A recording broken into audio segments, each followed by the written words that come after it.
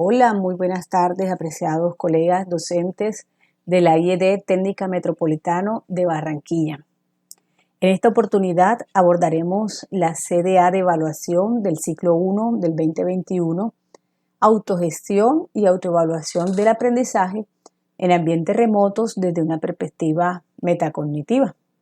Queremos iniciar con este enunciado: dale un pescado a un hombre y comerá un día. Enséñale a pescar y comerá toda la vida. Es un proverbio de origen oriental. Muy bien, iniciemos entonces la presentación. Esta es la estructuración de nuestro encuentro pedagógico. Ya es conocido y tiene para hoy 4 momentos.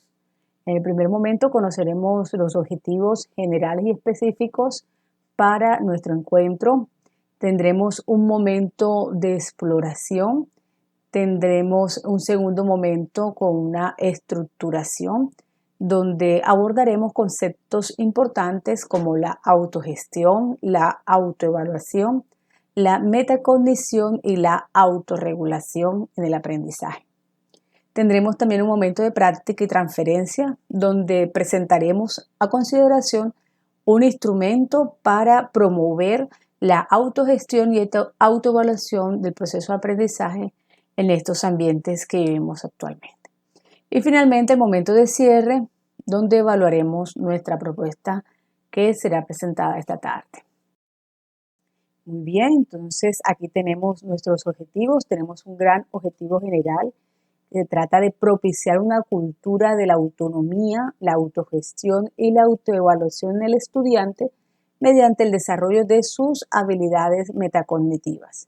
Y 2 objetivos específicos: reflexionar sobre el concepto de metacognición y su papel en la autoevaluación sobre los procesos de apropiación de saberes, construcción de conocimientos y elaboración de evidencias. Implementar estrategias metacognitivas para generar procesos de autogestión, autoevaluación y autorregulación en los estudiantes. Esperamos que al finalizar esta STS, nuestros compañeros estén apropiados del concepto de metacognición y del papel en la autoevaluación sobre los procesos de apropiación de saberes, la construcción de conocimientos y la elaboración de evidencias. Asimismo, que podamos implementar esas estrategias metacognitivas para generar estos procesos de autogestión, autoevaluación y autorregulación en los estudiantes. De entrada, vamos a trabajar con este cuestionario donde planteamos estas 3 preguntas. Son preguntas que nos van a permitir ubicarnos en cuanto a los conceptos que vamos a abordar. La primera pregunta es: ¿reconoce que la autoevaluación y la autogestión del estudiante en los procesos de evaluación deben ser tenidos en cuenta a la hora de la planeación curricular? Antes, es decir, al momento en que nos sentamos a diseñar nuestra guía remota, nuestra guía de educación para la alternancia y la presencialidad, ¿tenemos estos conceptos de manera previa? La segunda pregunta es: en el momento de realizar la evaluación a sus estudiantes, ¿hace seguimiento y valora la construcción de evidencias como aprendizajes producto de la metacognición? Y la tercera pregunta es: ¿considera que uno de los objetivos de la educación debe ser la formación de individuos autónomos, es decir, que tengan la competencia para tomar decisiones bajo preceptos de responsabilidad, libertad y comportamiento ético y moral? Vamos a continuar ahora con nuestro momento de exploración. Para este momento quiero que se fijen en la imagen que tenemos en pantalla.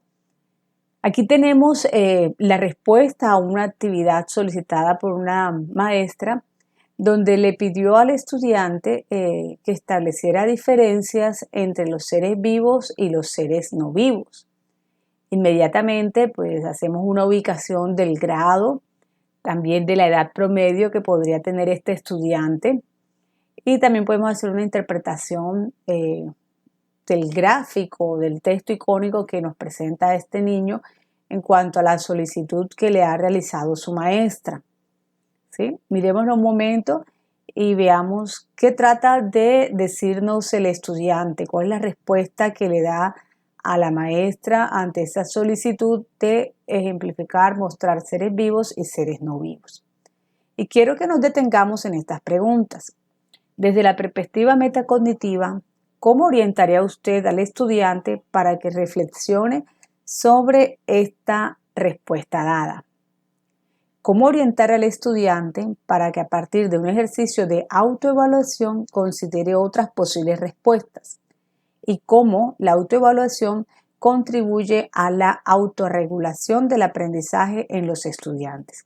Tengamos en cuenta aquí que esta respuesta de este estudiante muestra que él tiene un conocimiento o unos preconceptos, ¿sí? Que este estudiante ha hecho una interrelación entre sus experiencias vividas, entre su contexto, y es la manera de dar respuesta a esta solicitud de su maestra.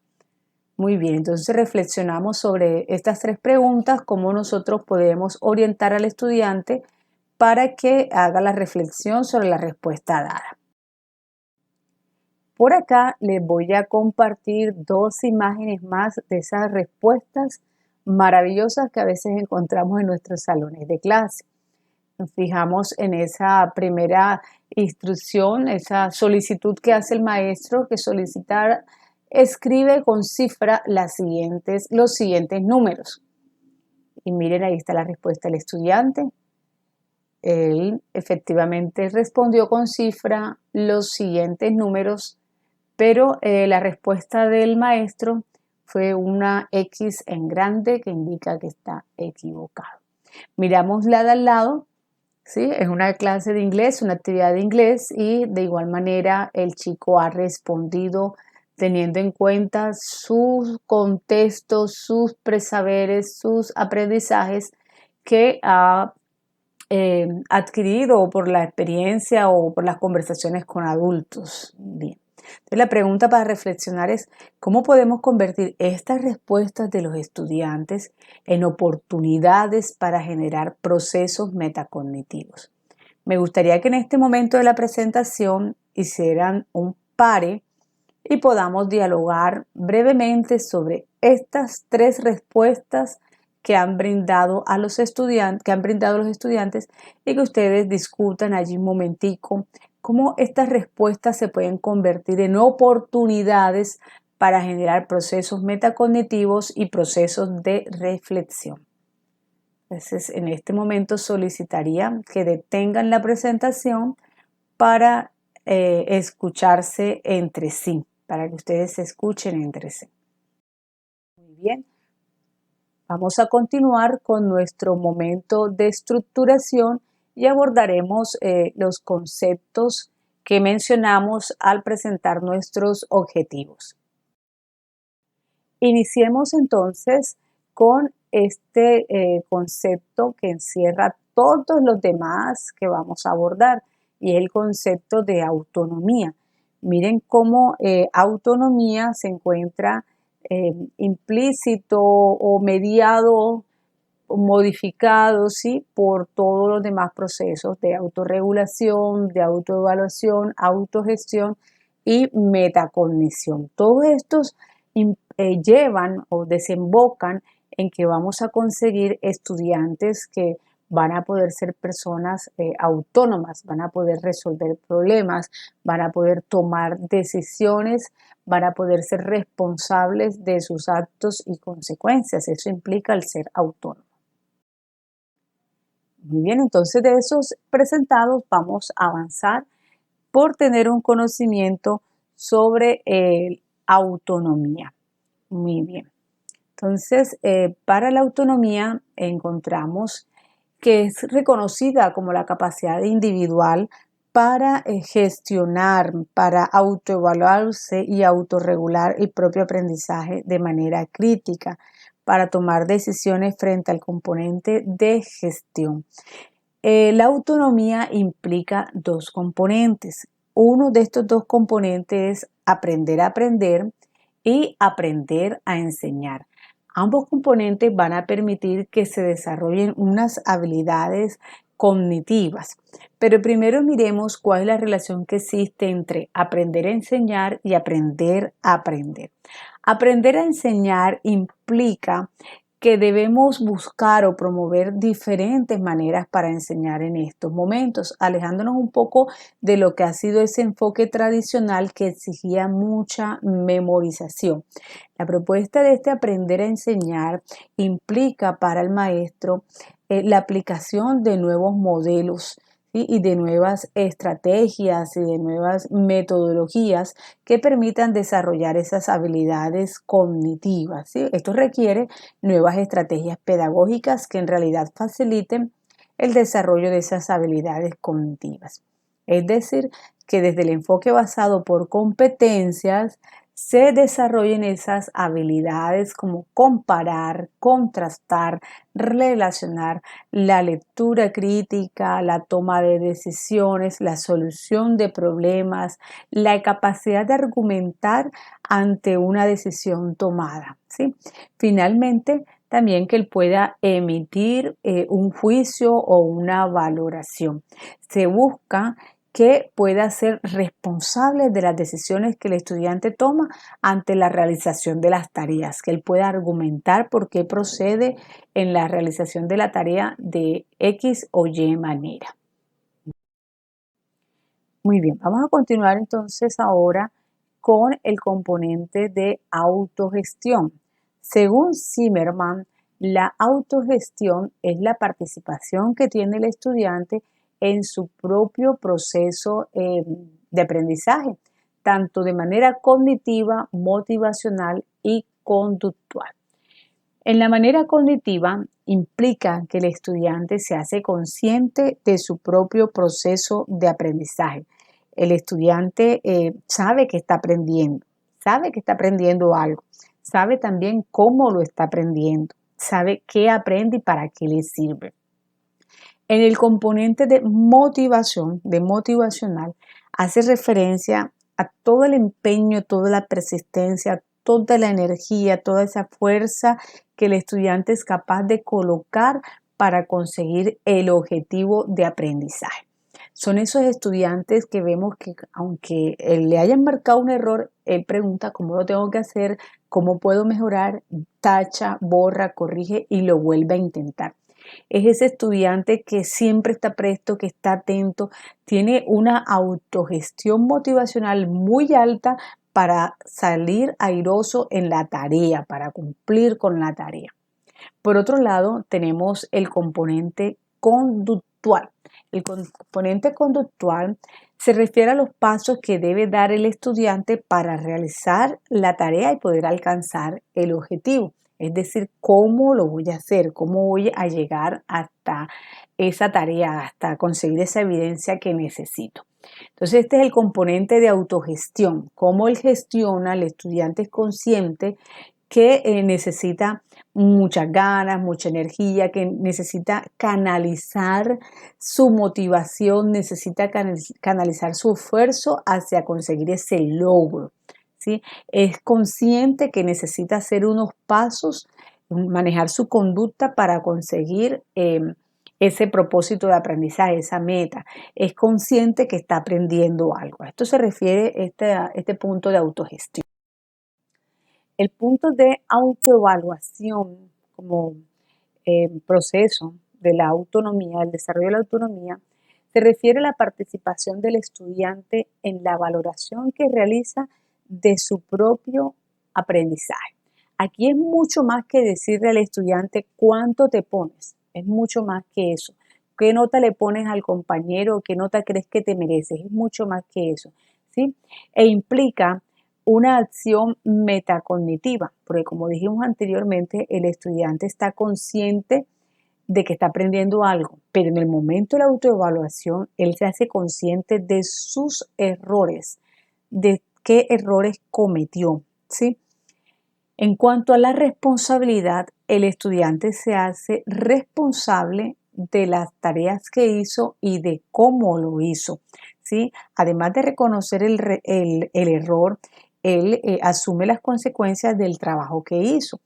En esa responsabilidad también entra que él pueda redireccionar para hacer un nuevo trabajo. Aparte de esto, de estos dos componentes, tanto responsabilidad como metacondición, entra en juego la actitud crítica. La actitud crítica que él coloca para hacer la evaluación de su aprendizaje, para tomar las decisiones y para asumir los resultados que obtuvo finalmente. Entonces vemos que la autoevaluación tiene tres componentes y que va mucho más allá de decirle a un estudiante qué nota te vas a colocar. Cuando nosotros planteemos ese momento de autoevaluación en la guía, debemos plantear preguntas o acciones o instrumentos que permitan medir el grado de responsabilidad sobre los pasos que hizo, sobre las tareas que entregó, ¿sí? Que pueda asumir la responsabilidad de cómo desarrolló esa tarea.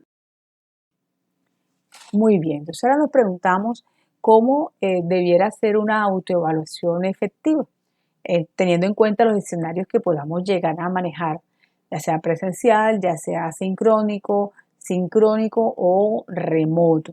Entonces nos plantean 7 pasos. El primer paso para promover una autoevaluación de los estudiantes es que debe ser determinado en un periodo de tiempo. En nuestro caso es en el diseño de nuestras guías de educación, ¿cierto? Cada cuánto vamos a hacer la evaluación. Es importante que se le invite al estudiante a hacer un listado de los puntos en que él se considera fuerte y en cuáles se considera débil. Que el estudiante sea consciente hasta dónde quiere llegar.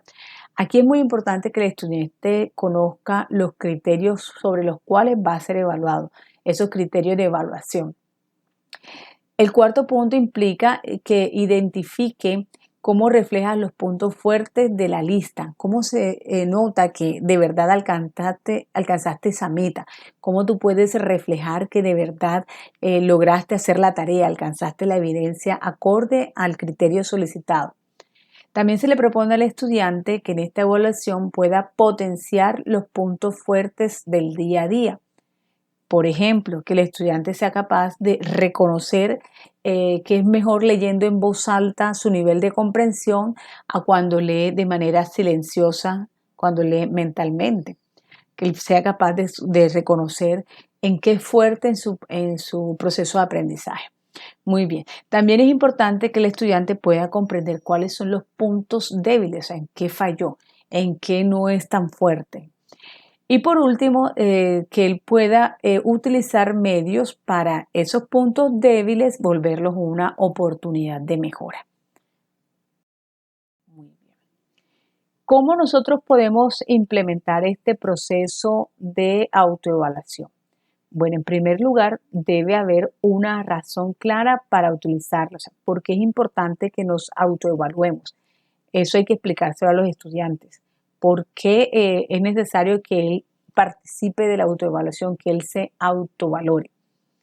Como lo mencionamos anteriormente, es muy importante que el estudiante sepa qué se le va a evaluar, en qué niveles de desempeño se puede ubicar de acuerdo a la tarea que esté realizando.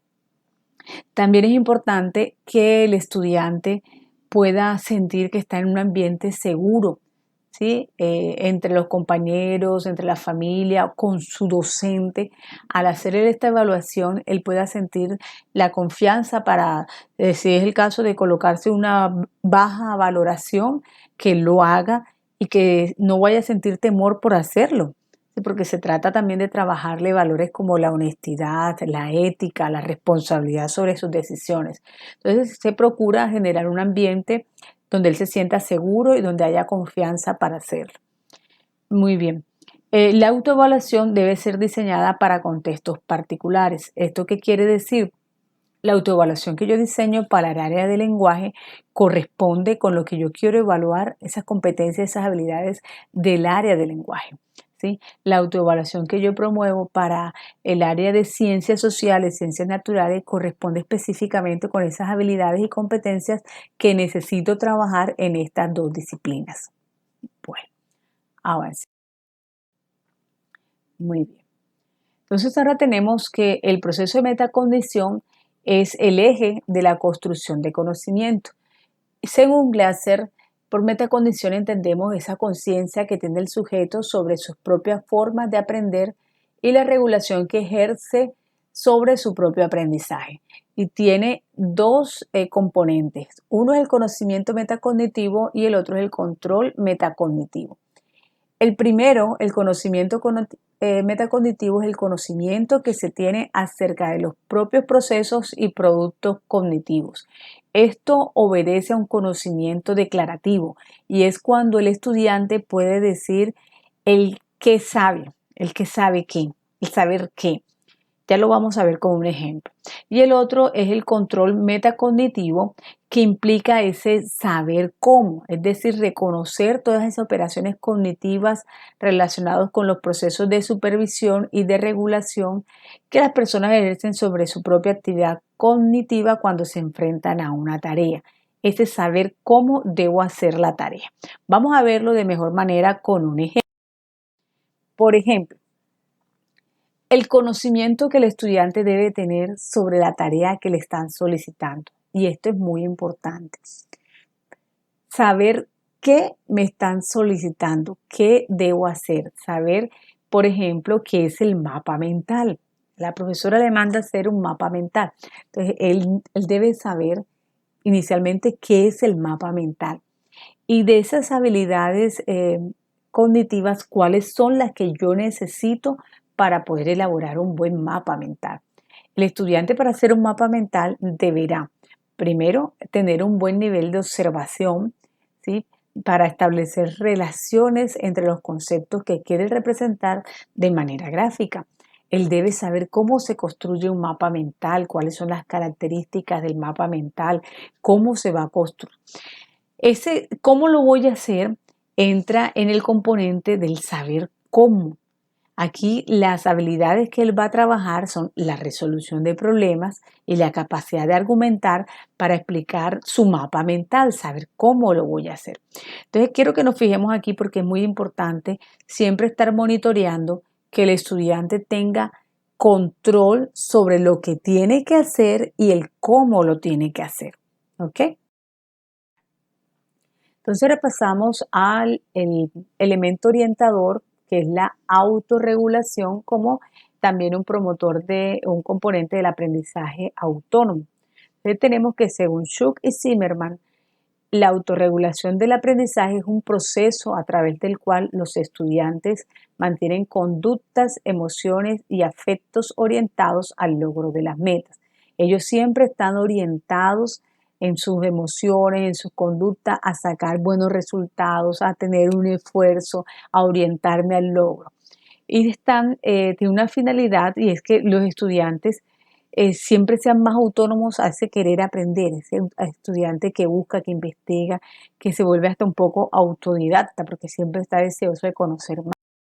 Tiene unas características, y esta autorregulación se puede dar a nivel de la conducta, a nivel de la motivación y a nivel de la cognición.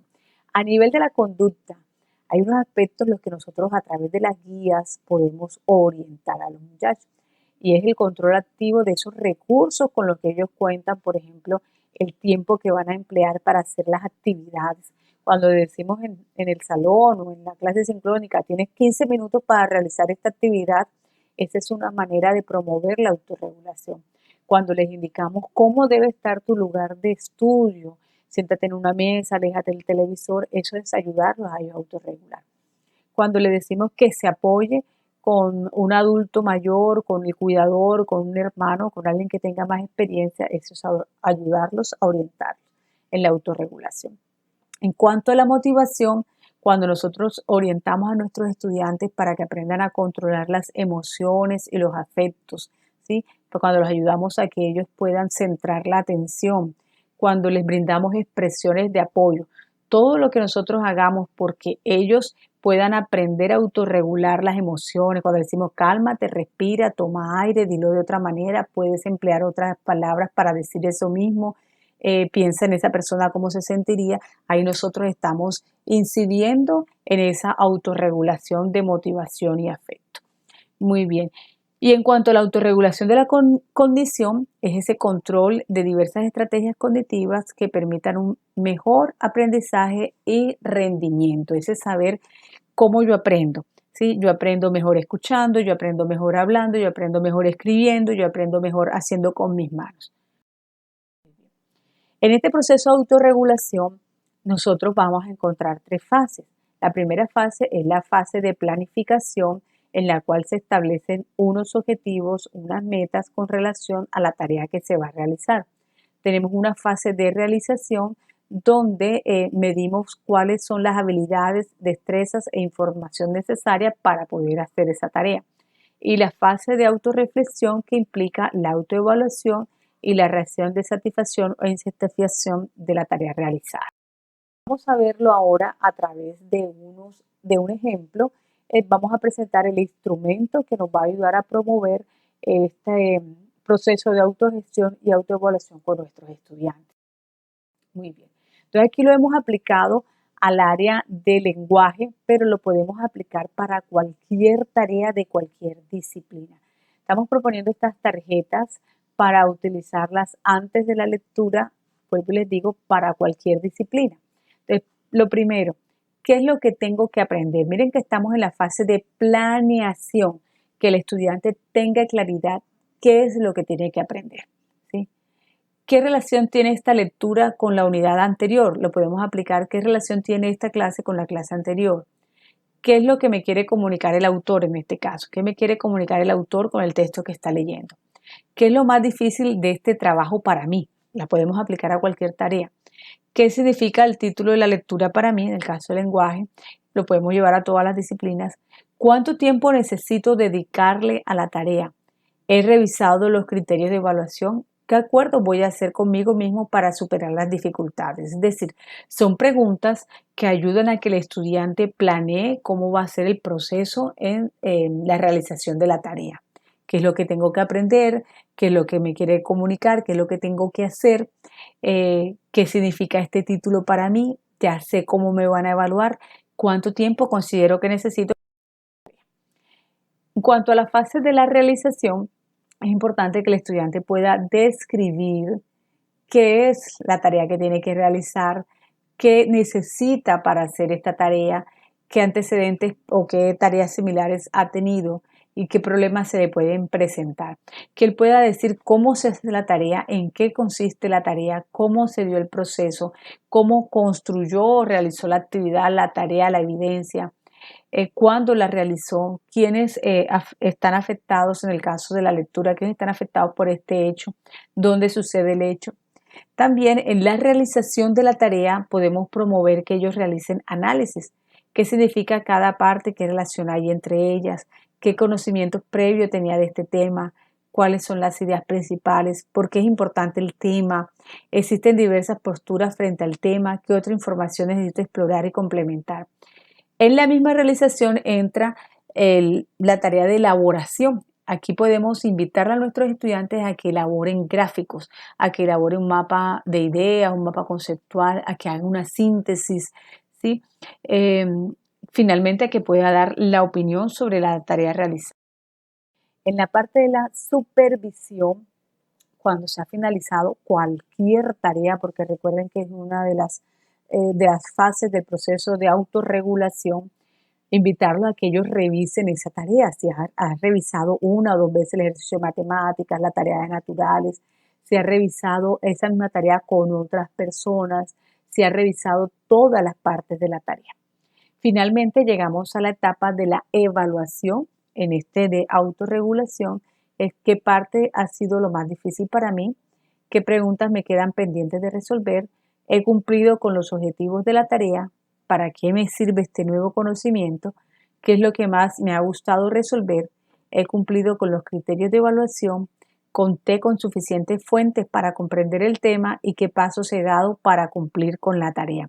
De esta manera, con esta serie de preguntas, estas tarjetas, nosotros podemos ayudar al estudiante a que se vaya monitoreando antes de realizar la tarea, durante la realización de la tarea y al finalizar la tarea. Recuerden que son las tres fases de autorregulación. Muy bien. Además de las tarjetas presentadas anteriormente, proponemos este instrumento, ¿sí? Para que el estudiante pueda promover la autogestión y la autoevaluación con preguntas como ¿para qué debo hacer esta actividad? La fecha en que debe entregarla, qué recursos debo tener para abordar esta tarea, en qué horario lo voy a hacer, o sea, plantearle un plan de trabajo, cómo yo voy a desarrollar esta tarea y si lo he cumplido, sí o no. Muy bien, entonces tenemos dos instrumentos para promover la autogestión y autoevaluación con los estudiantes. En cuanto a la autoevaluación, también propone, considero que cumplí con una actividad, qué me falta por realizar, qué es lo que debo hacer, causa por la cual no realicé la actividad completa, qué debo hacer para mejorar y dónde puedo encontrar ayuda. Estos dos instrumentos se los voy a enviar por correo para que ustedes puedan incorporarlo al diseño de las guías y al diseño de los encuentros sincrónicos y presenciales. Vamos a manejar estas dos modalidades.